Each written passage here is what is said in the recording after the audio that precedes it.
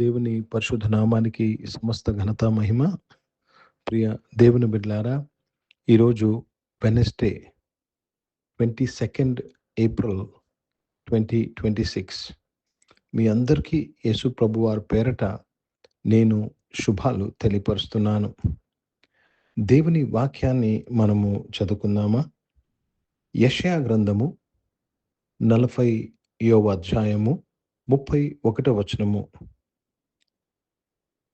The book of prophet Isaiah, chapter 40 and verse 31. యెహోవా కొరకు ఎదురుచూచువారు నూతన బలము పొందుదురు. వారు పక్షి రాజుల వలె రెక్కలు చాపి పైకి ఎగురుదురు. అలేక పరిగెత్తుదురు, సొమ్ముసిల్లక నడిచిపోదురు. దేవునికి స్తోత్రం కలుగునుగాక. పక్షి రాజు వలె రెక్కలు చాపి. దేవునికి స్తోత్రం కలుగునుగాక. పక్షి రాజు వలె రెక్కలు చాపి పైకి ఎగురుదురు. జాగ్రత్తగా గమనించాలి. Let me also read this in English before I explain. But they that wait upon the Lord shall renew their strength. They shall mount up with wings as eagles.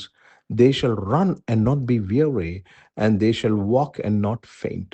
They shall mount up with wings as eagles. పక్షి రాజు వలె రెక్కలు చాపి. ప్రియ దేవుని బిడ్డలారా, జాగ్రత్తగా గమనించాలి. పక్షిరాజు అని ఈ పక్షి మిగతా పక్షులకున్న డిఫరెన్స్, భిన్నం ఏంటో తెలుసా అండి? ఏదైనా తుఫాను లేక లేక ఒక ఒక ఒక ఒక స్టామ్ వచ్చినప్పుడు మిగతా పక్షులు దాక్కుంటాయి, లేక మరలుతాయి, దారి మరలు పారిపోతాయి. కానీ పక్షిరాజు ఇటువంటి స్టామ్స్ కొరకు, తుఫాను కొరకు, బలమైన గాలి కొరకు ఎదురు చూస్తుంది. ఎందుకు తెలుసా?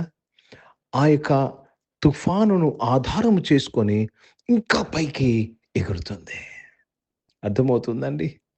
ప్రియ దేవుని బిడ్డలారా, మన జీవితంలో మనకొస్తున్న పరిస్థితులు, ప్రతికూల పరిస్థితులు, మన జీవితంలో వస్తున్న మనకు అభ్యంతకరమైన పరిస్థితులు, తుఫాన్ లాంటి పరిస్థితులు, ఇబ్బంది పరిస్థితులు, ప్రియ దేవుని బిడ్డలారా, మనము దాని కొరకు బాధపడడం, దాని కొరకు దాక్కోవడం కాదండి.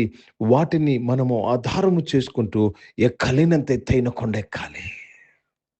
ఓ దేవునికి, that's why God compares us with eagles. పక్షిరాజుతో ఎందుకండి ఒక విశ్వాసిని దేవుడు పోలుస్తున్నాడు? నీ జీవితంలో వస్తున్న ప్రతి శోధన నువ్వు ఆధారము చేసుకొని, దాన్ని యూజ్ చేసుకొని పైకి వెళ్ళాలి. పక్షిరాజు ఎప్పుడైతే తుఫాన్ లాంటి గాలి, బలమైన గాలి వస్తాదో ఆ గాలిని వాడుకొని ఎక్కలేనంత, ఎగరలేనంత ఎత్తైన స్థానానికి ఎగురుతున్నది.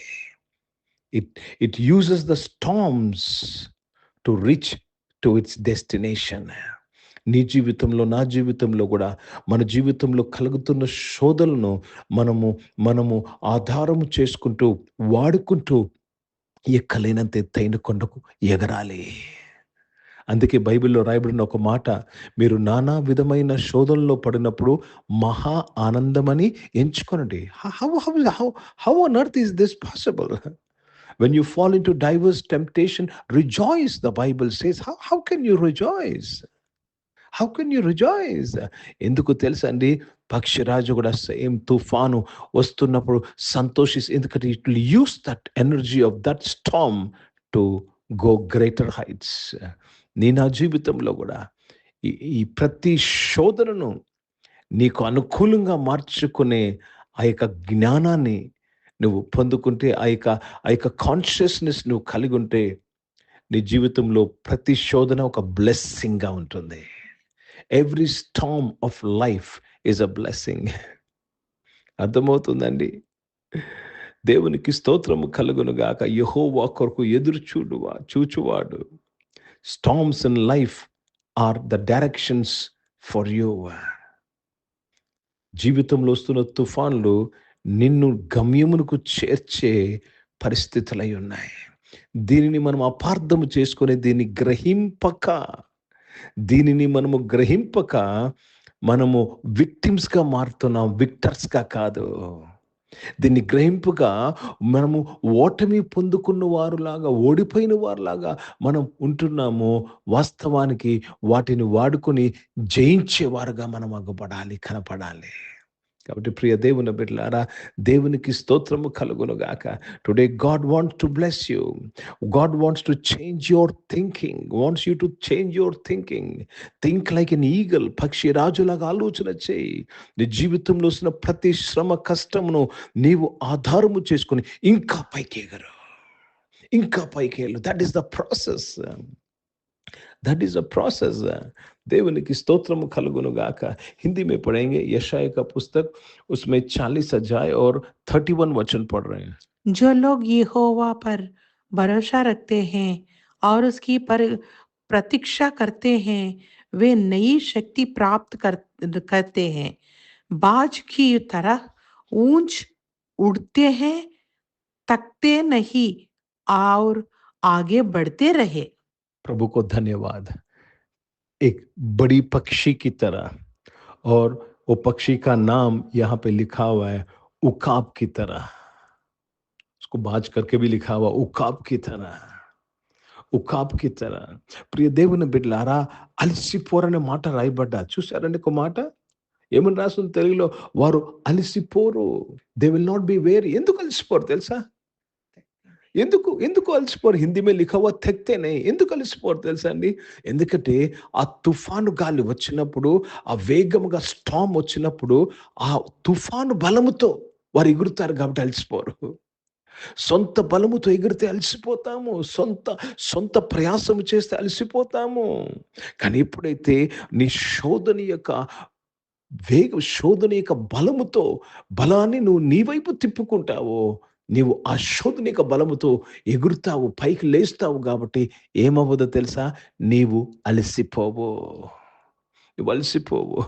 You will not be tired because you're using the power of the storm to go to greater heights. కాబట్టి ప్రియ సంఘమా, ప్రియ దేవుని బిడ్డలారా, ఈరోజు పరిశుద్ధాత్మ దేవుడు మనందరితో మాట్లాడి మనల్ని ఎంకరేజ్ చేస్తున్నాడు.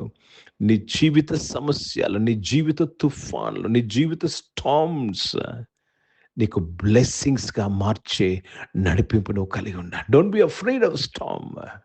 నీ జీవితంలో ప్రతి సమయంలో నీకు శోధన, నీకు తుఫాను నీ జీవితంలో లేచినప్పుడు గుర్తుపెట్టుకో, మేలు కలుగుటకై సమస్తము సమకూడి జరుగుతుంది.